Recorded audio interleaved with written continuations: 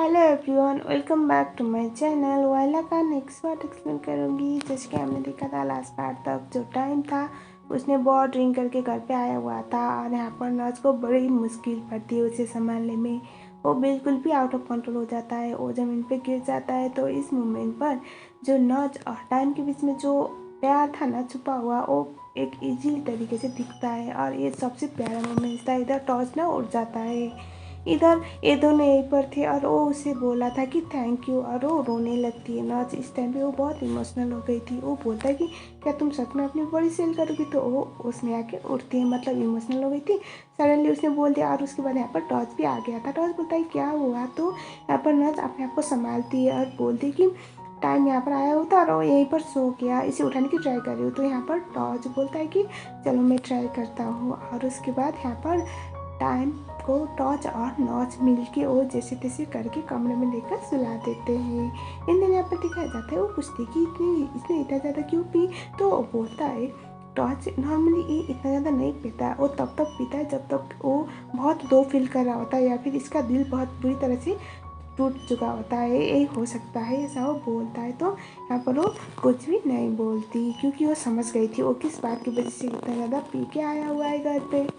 इन दिनों अब next day दिखाया जाता है, मॉर्निंग वॉक के दोनों जा रहे थे तो टॉस थक जाता है और वो बैठ जाता है। वो बोलता है कि चलो, लेकिन वो बोलता है मैं थक चुका हूँ, तुम जाओ।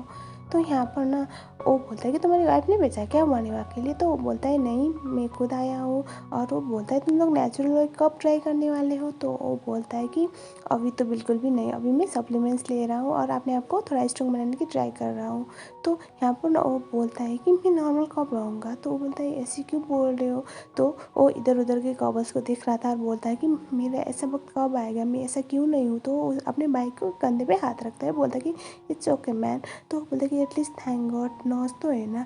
और वो बोलता है कि क्या नाच तुम्हारे इतना मायने रखते, तो वो बोलता है कि एटलीस्ट नॉच मुझे समझती है और मैं दूसरी लड़कियों से ज़्यादा बेहतर नॉच के साथ कंफर्टेबल होता हूँ। तो ये सुनने के बाद वो हाथ पीछे हटाता है और वो बोलता है कि क्या तुमने एक बार कहा था कोई लड़की आएगी और लाइफ बदलेगी, क्या वो नॉच हो सकती है। तो इस मोमेंट पे टॉस बोलता है कि मे भी हो सकती है, क्योंकि मैं उसके साथ बहुत कंफर्टेबल फील करता हूँ, ऐसा लगता है कि मैं नॉर्मल अपने दोस्त से बात कर रहा हूँ। ये सुनने के बाद वो कुछ नहीं बोलता। एंड देन हमें दिखाया जाता है यहाँ पर चैन, जो उसके आंटी का बेटा था, और यहाँ पर हमें पता चलता है कि जो शुगर फैक्ट्री की डील होने वाली थी ना फिलिपिनो क्लाइंट, उन लोगों ने दूसरे लोगों से डील क्रैक कर लिया है। एंड देन इन लोगों ने अब मौका गवा दिया और वो यहाँ पर ना टॉस को भला बुरा कह रहा था, वो तुम बुरे CEO और तुम कुछ नहीं कर पाए। तो यहाँ पर उसे बहुत गुस्सा आता है टाइम को, और वो बोलता है कि तुम्हें क्या लगता है कि तुम्हारी सारी हरकतें हमें नहीं पता है, अगर हम चाहें ना तुम्हें अभी के अभी इस कंपनी से निकाल सकते हैं, बोल के इन दोनों में ऑलमोस्ट फाइट हो जाती है। लेकिन यहाँ पर टॉस बिंग टॉस वो तो है सेंसिटिव, टाइम बहुत गुस्से वाला है, तो वो उन दोनों को रोक लेता है और बोलता है कि ये जो भी हो रहा है मैं CEO हूँ, मैं देख लूँगा, तुम्हें बीच में पड़ने की ज़रूरत नहीं, बोल के दोनों को भड़का देता है। इन दिन हमें दिखाया जाता है यहाँ पर नेक्स्ट सीन क्या हुआ था ना, जो जीव थी चैन की वाइफ, वो बेहोश हो गई थी और उसके बाद वो हॉस्पिटल पे ले आना पड़ता है। तो हॉस्पिटल पे आ जाने के बाद क्या होता है ना, अब इस टाइम में सबसे ज़्यादा ज़रूरत क्या थी, ऑब्वियसली एक बच्चा। तो यहाँ पर पता चलता है कि जीव तो प्रेग्नेंट है, जिटवादी इसका पूरा नाम। और ये देखने के बाद तो बाइक और चेन और उसकी माँ इतना खुश होते कि खुशी में सबसे पहले ऑब्वियसली कि अपनी प्यारी दीदी को ही कॉल करती है, बोलती कि मुबारक, अब 8 महीने में तो हमारे घर में नन्ना मुन्ना चिराग खिलेगा, तो अब कंपनी तो सब कुछ हमारे नाम हो जाएगी। ये सुनने के बाद टॉस की मॉम के होश उड़ गए थे। तो वो आंटी जी क्या करती है ना, ये सीन मुझे बहुत बुरा लग रहा था। बेसमों की तरह बहू बेटे बैठे हुए हैं, उन्हें इतना सुनाती है और वो बोलते कि जो नॉर्मल लोग करते हैं वही करो और ये सप्लीमेंट के चक्कर में मत पड़ो। तो इस बात को इग्नोर करने की ट्राई कर रहा था, लेकिन यहाँ पर वो जब बोलते कि उसके आंटी की बहू तो प्रेग्नेंट है, सुनने के बाद वो भी चौंक जाता है। और यहाँ पर नॉस तो कुछ भी नहीं बोल पाती और वो उन दोनों को बोलती कि जो नॉर्मल लोग करते हैं ना इसी तरह से करो, कोई अजीब जे एक्ट की कोई ज़रूरत नहीं है। एंड देन हमें दिखाया जाता है यहाँ पर ना, अब नॉच क्या करती, उसे तो बस अपनी सासू बहू की बातें यहाँ कह रही थी और उन्हें शॉपिंग पे ले जाती है उस नॉच को। और यहाँ पर वो अब क्यों आई थी, ये भी आप लोगों का आइडिया हो गया होगा कुछ ढंग के कपड़े ले आ सके, ताकि शाम को होता क्या है ना, वो कपड़े अपने अब न टॉर्च की मॉम ने पहना दिया था, वो अब उसे पहना तो पड़ेगा। वो बहुत अनकंफर्टेबल फील कर रही थी। तब यहाँ पर ना होता क्या है ना, टाइम आ जाता है। टाइम इसलिए नहीं आया था कि यहाँ पर नॉच है, एक्चुअली उसे टॉर्च के साथ काम था, लेकिन यहाँ पर जब वो उसे देखता है तो यहाँ पर वो घबरा जाती है और वो बोलता है कि तुम ये कपड़े क्यों पहन रही हो। तो यहाँ पर वो जल्दी जल्दी आके कवर कर लेती है अपने आप को। तो वो बोल रहा था कि तुम मेरे भाई को सीरियस करने के लिए सब पहन रही हो। तो वो बोलता है कि ये मेरे और मेरे हस्बैंड का रूम है, अगर मुझे अपने हस्बैंड को सीरियस करना है तो मैं कुछ पहनूँ ही ना इतना पहनने की क्या जरूरत थी। ये सुनेगा तो उसे गुस्सा आता है और बोलता है कि तुम्हारा काम है यहाँ पर बैठना, जितना मेरे भाई के लिए पैसे पे किए उसके हिसाब से काम करो और यहाँ पर लेट के रहो, बोल के वो वहाँ से गुस्से में निकल जाता है। एंड यहाँ पर नॉज ना कुछ भी नहीं बोलती। और बाय गॉड, इन दोनों की टेंशनबाजी तो बहुत ज़्यादा अमेजिंग है। और उसके बाद दिखा जाता है यहाँ से ना टाइम तो गुस्से में निकल जाता है।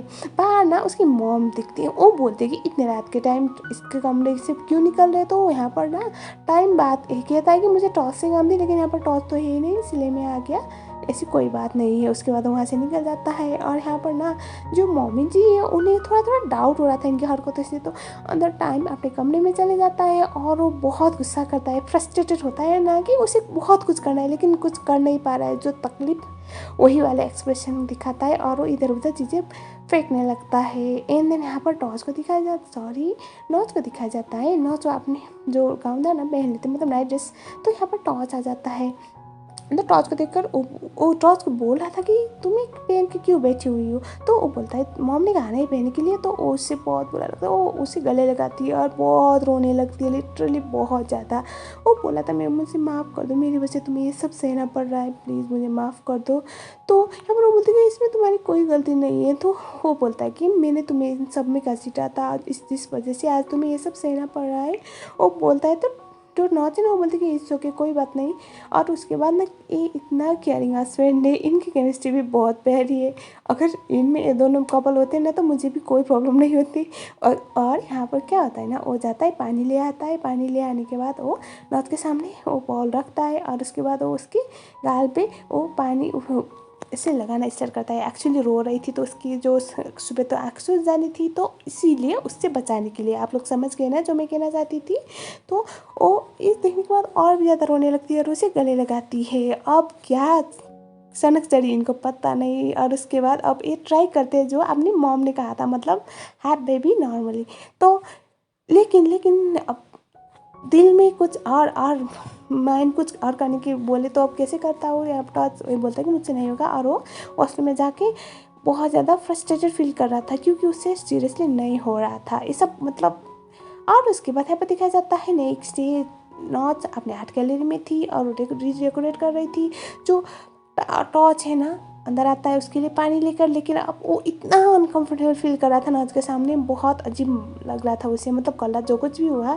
और यहाँ पर ना वो बोलता है कि मुझे माफ़ कर देना कल के लिए। तो यहाँ पर जब नॉच क्या करती है ना, उसके हाथ पकड़ के बोलते हैं कि इस ओके, कोई बात नहीं। तो ये सुनने के बाद जो टॉर्च है ना उसे बहुत अच्छा लगता है, लाइक मतलब एक अजीब सी गिल्ट थी ना उसके दिल में, वो चली जाती है। इन दिन यहाँ पर ना वो उसे बोलते कि तुम यहाँ पर बैठो, मैं तुम्हें कुछ दिखाती हूँ। तो तभी यहाँ पर क्या होता है ना, ऊपर से बहुत सारी कील गिरने वाली थी और टाइम आ रहा था।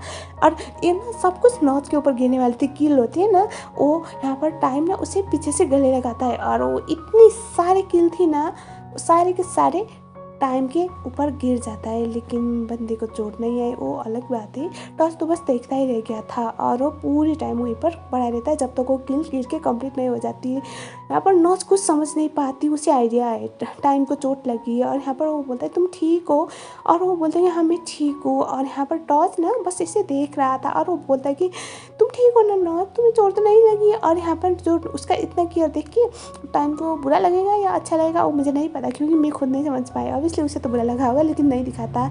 और उसके बाद यहाँ पर नॉच ना टाइम को बोलते हैं थैंक यू। और उसके बाद अब चलते हैं नेक्स्ट सीन पे। एक्चुअली टाइम यहाँ पर आया हुआ था एक न्यूज़ देने के लिए। एक चाइनीज़ इन्वेस्टर था, बहुत अमीर मिस्टर ली। वो अभी थाईलैंड पे आया हुआ है और वो अपनी इन्वेस्ट करने के लिए एक कोई कंपनी ढूंढ रहा है, तो ये उनके लिए बेस्ट ऑप्शन हो सकता है। और उसके बाद वो उसे फॉलो करते हुए एक पॉप पे जाता है। तो यहाँ पर ना वो मनीषा को देखता है, वो मिस्टर ली के साथ, और वो चिपक चिपक के बात कर रही थी।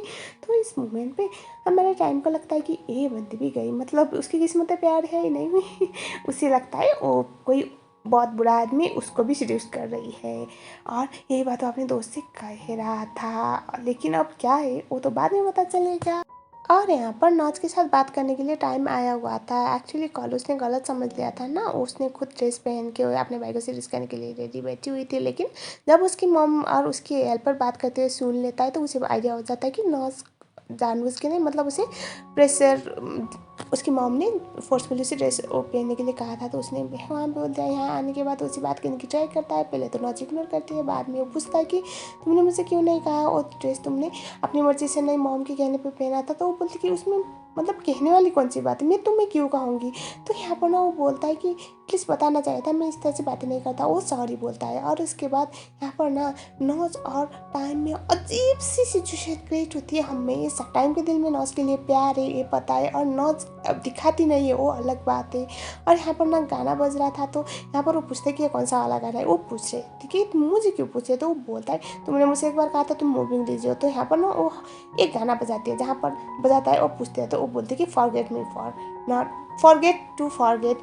और इसका मतलब अब आप लोग समझ सकते हैं। वो बोलता है कि ठीक है। एक दिन यहाँ पर ना जो नॉच है वो उसे थोड़ा इग्नोर करने के लिए वहाँ से निकल जाती है। तो यहाँ पर ना एक ड्राइंग पेपर होता है ना, ड्राइंग बुक सॉरी, और वहाँ पर ना वो हवा से वो बुक खुल जाता है। तो यहाँ पर ना उसने टॉर्च की खूबसूरत दो ड्राइंग की हुई थी। ये देखने के बाद टाइम को बुरा लगता है। तीसरा पेज खुलता है, वहाँ पर वो ब्लैंक था।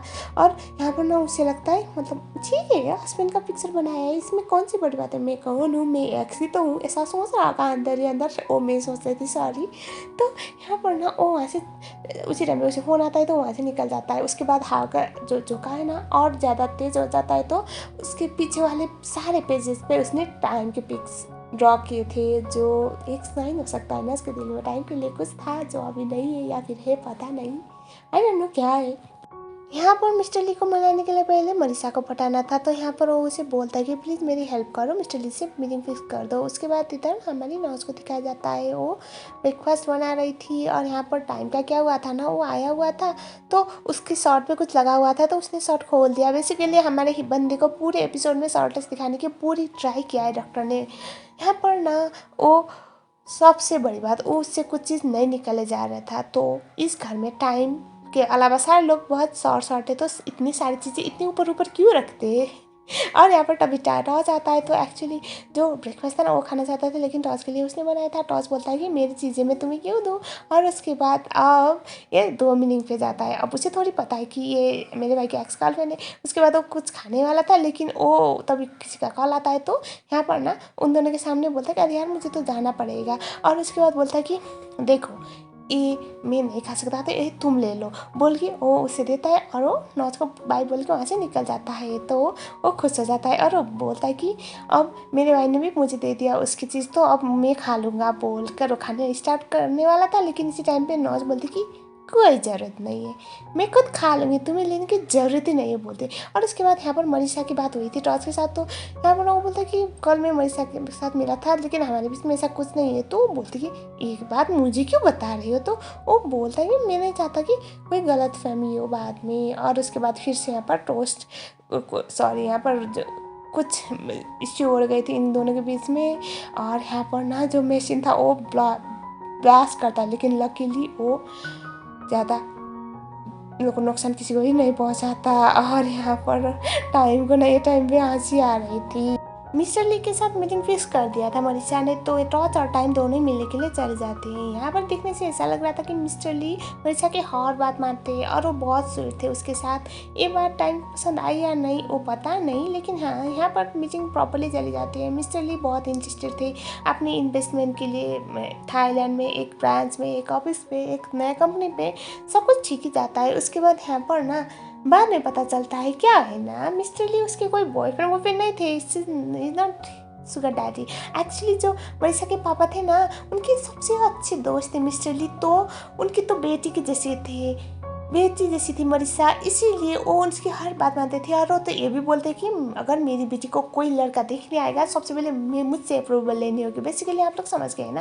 ये देखने के बाद टाइम हंसने लगता है, मतलब बेचारे ने तो अब तक कितना गलत समझा था ना मनीषा को। और उसके बाद यहाँ पर ना मनीषा उसे अपने घर तक छोड़ने के लिए बोलती है, तो उसे छोड़ने के लिए चल जाता है। मनीषा पूरी ट्राई कर रही थी कि उसके करीब आने के, लेकिन यहाँ पर टाइम उसे जैसे तैसे अपने आप को उससे दूर कर ही देता है। Which was really clever. Manisha को बहुत ज़्यादा गुस्सा आ रहा था, लेकिन अभी वो इस चीज़ को सह लेते क्योंकि उसे टाइम पूरी तरह से चाहिए था। और उसकी हरकतों से ये क्लियरली पता चलता है कि वो टाइम के साथ फिर से पैचअप करना चाहती थी। नेक्स्ट सीन जहाँ पर नॉच टॉर्च को ना आर्ट गैलरी में ले आती है, उसने रिडेकोरेट किया था, तो उसे बहुत पसंद आती है। इस बात के लिए वो थैंक यू बोलती है, और टॉर्च बोलता है कोई बात नहीं, तुम काम करोगी तो मुझे खुशी होगी। और उसके बाद वो पूछती है कि टाइम किसी से मिलने गया है क्या, तो वो बोलता है हाँ, वो उसके एक्स है, और वो ऐसा लगता है कि अभी भी वो उसे पसंद करता है। और मनीषा तो मरी जा रही है उसके पास वापस आने के लिए। तो यहाँ पर ना टॉर्च बोलता है कि अगर आप किसी से प्यार करते हो ना, तो उससे इतनी आसानी से भूल नहीं पाओगे। तो इस टाइम पे ना नॉच भी बोलती है कि हाँ, तुमने सही कहा, अगर आप किसी के लिए फीलिंग रखते हो ना अपने दिल में, उसे भूलना बहुत मुश्किल होता है, ये बोलती है नॉच भी। और साथ में टॉर्च भी यही बोलता है कि किसी को भूलना इतना आसान नहीं होता, अगर वो इंसान आपके दिल में और आपकी ज़िंदगी में बहुत अहमियत रखता हो तो। एंड यहाँ पर उसका बॉयफ्रेंड को दिखाया जाता है, वो बहुत बड़ा सुपरस्टार बन चुका था अब तक, मतलब उसने ड्रामा किया था यार, और बदले में यही टाइम ने तो उसे सेट कर दिया था ड्रामा कंपनी वालों से। And with that it this episodes in. इसका नेक्स्ट पार्ट मैं जल्द बनाऊंगी। प्रॉब्लम ये है कि मैं इस ड्रामा को डेली नहीं डाल सकती, ऑनगोइंग ड्रामा है, ये तो आप सबको पता ही होगा, लेकिन स्टोरी बहुत अमेजिंग है। प्लीज़ आप लोग मेरे चैनल को सब्सक्राइब जरूर करना ताकि मुझे थोड़ी सी सपोर्ट मिले। Thank you so much.